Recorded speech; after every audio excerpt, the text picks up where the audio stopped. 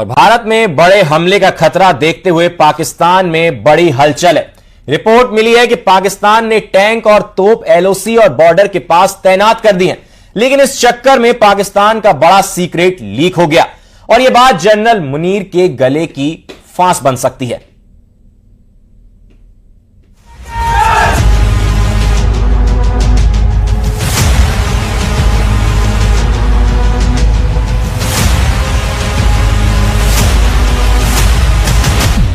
चौबीस घंटे में अटैक, 36 घंटे में अटैक, 48 घंटे में हमला होगा या फिर 72 घंटे बाद दहलेगा पाकिस्तान। पाकिस्तान की सेना इस वक्त सिर्फ घड़ी देख रही है और घंटे गिन रही है, क्योंकि एलओसी या फिर बॉर्डर पार से जो होने वाला है उसमें छुपा है पाकिस्तान का सबसे बड़ा खौफ।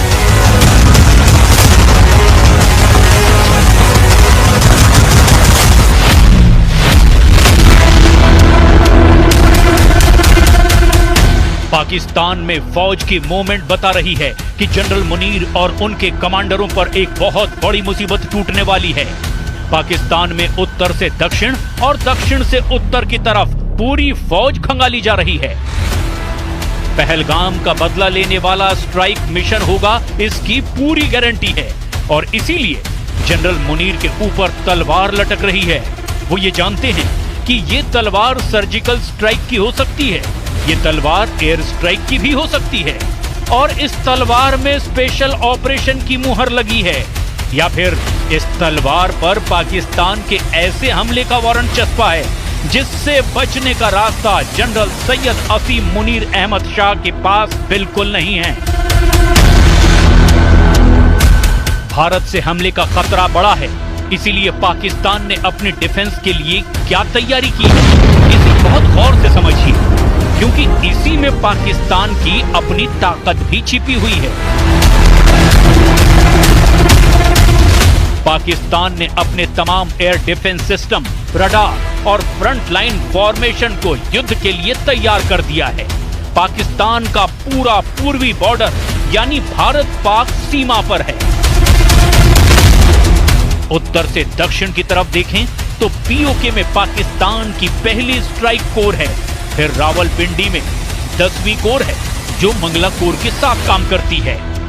करीब ही पश्चिमी मोर्चे पर पेशावर में 11वीं कोर का मुख्यालय है, फिर गुजरांवाला में पाकिस्तान की 30वीं कोर है, उसी के करीब लाहौर में 4थी कोर का मुख्यालय है। भारत पाकिस्तान बॉर्डर पर और नीचे आएंगे तो मुल्तान में 2री कोर मौजूद है, उसी के करीब बहावलपुर यानी जैश के मुख्यालय वाले शहर में पाकिस्तान की 31वीं कोर है। पश्चिमी मोर्चे पर अफगानिस्तान के करीब क्वेटा में 12वीं कोर रहती है। इसके बाद अरब सागर से लगे कराची शहर में पाकिस्तानी सेना की 5वीं कोर का हेडक्वार्टर है। अब सवाल ये है कि इन तमाम फॉर्मेशन जिनके तहत 50-50 हजार सैनिक तैनात हैं, वो भारत से बचने के लिए क्या करने जा रहे हैं? Pakistan will not be the first one to resort to any escalating move. However, in case of any escalating move by the Indian side, we will respond very strongly.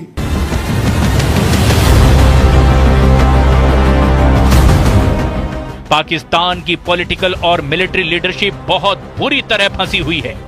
Bharat से बचने के लिए अब पाकिस्तान में सेना कहां से किस नई लोकेशन पर भेजी जा रही है, कौन सी तोप और कौन सा टैंक किस अड्डे को छोड़कर किस मोर्चे पर पहुंचाया जा रहा है, और पाकिस्तान के एयर डिफेंस सिस्टम कहां एक्टिव हो चुके हैं, कहां पर पाकिस्तानी सेना की कौन सी तैयारी पता चल रही है, ये बात अब धीरे धीरे लीक होने लगी है। पाकिस्तान के बॉर्डर वाले इलाके से जो रिपोर्ट आ रही है उससे कई नई बातों के बारे में भी पता चला है। यहाँ लोग भी घबराए हुए हैं कि अगर युद्ध हुआ तो आगे क्या होगा।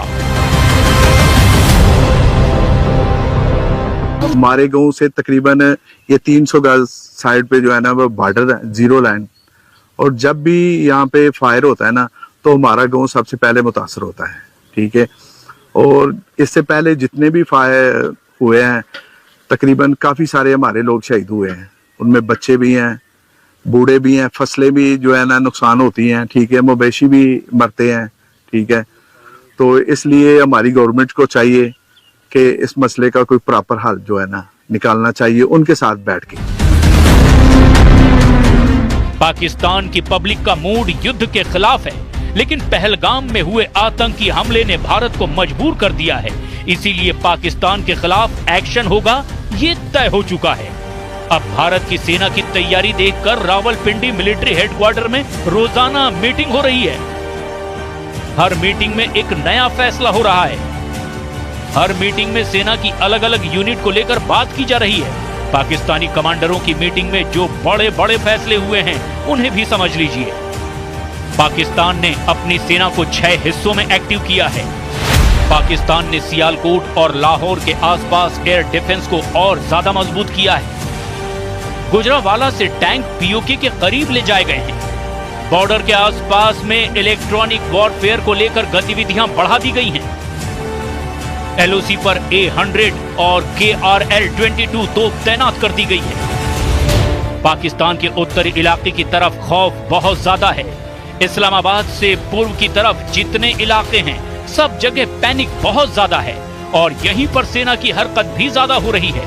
पाकिस्तान की बख्तरबंद गाड़ियों से लेकर के तमाम हथियारों को ऐसी जगह तैनात किया जा रहा है जहां से वो भारत के खिलाफ एक मजबूत मोर्चा बना पाए। बलूचिस्तान से 33वीं और 41वीं डिवीजन को भारत से लगे बॉर्डर पर तैनात किया जा रहा है। वहीं मंगला कोर के तहत 7वीं इन्फेंट्री डिवीजन को भी अब रावलकोट, बाग और टोली पीर में तैनात कर दिया गया है। पाकिस्तान पर डिप्लॉयमेंट का बोझ अचानक बढ़ा है, जिसकी जनरल असीम मुनीर ने तैयारी भी नहीं की थी। सेना की मूवमेंट को लेकर पाकिस्तान के लोग भी हैरान हैं। वाघा बॉर्डर के पास पाकिस्तान में लोगों को भारतीय सीमा के करीब भटकने से भी मना किया गया है। यानी जमीन पर जनरल मुनीर के ऑर्डर बहुत तेजी से लागू किए जा रहे हैं। बॉर्डर के करीब रहने वाले किसान अब खेती नहीं कर रहे, बल्कि क्रिकेट खेलकर टाइम काट रहे हैं।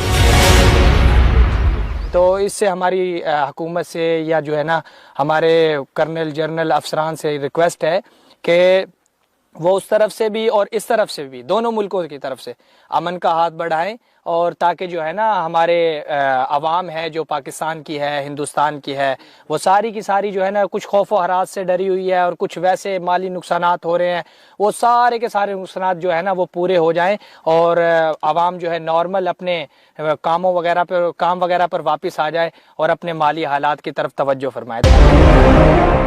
तमाम हलचल के बीच पाकिस्तान की सबसे खास मिलिट्री फॉर्मेशन मंगला कोर पर सबकी निगाहें हैं।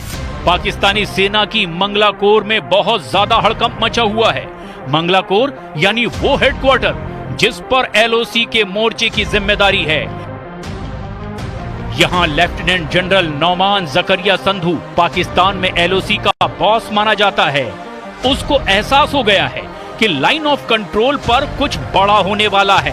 अब कौन है लेफ्टिनेंट नौमान जकरिया संधू, जिन्हें जनरल असीम मुनीर का सबसे बड़ा लड़ाका माना जाता है? अब जरा ये भी जान लीजिए। लेफ्टिनेंट जनरल नौमान जकरिया संधू मंगला में पाकिस्तान के स्ट्राइक कोर के चीफ हैं। मंगला स्ट्राइक कोर यानी एलओसी पर तैनात पाकिस्तान की सेना का पूरा जिम्मा इसी फॉर्मेशन के पास है। इस कोर के तहत 45,000 सैनिक आते हैं, जो 2 इन्फेंट्री डिवीजन, 1 आर्म डिवीजन और 6 ब्रिगेड में तैनात है।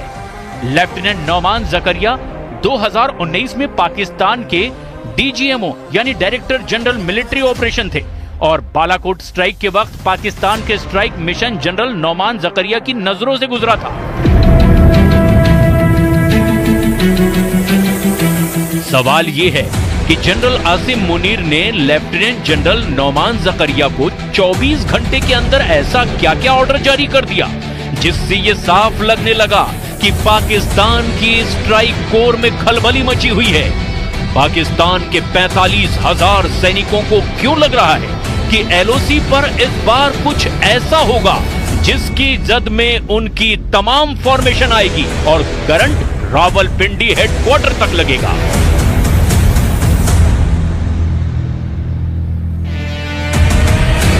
एलओसी पर पाकिस्तान की फौज को कहा गया है कि बंकर में रहकर निगरानी करें, यानी एलओसी पर खतरे का लेवल 10 गुना बढ़ चुका है।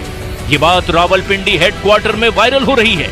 एलओसी पर आतंकवादियों के सभी लॉन्चिंग पैड खाली कराए जा रहे हैं, यानी सर्जिकल से लेकर एयर स्ट्राइक तक हर तरह के हमले का खौफ अब पसर चुका है।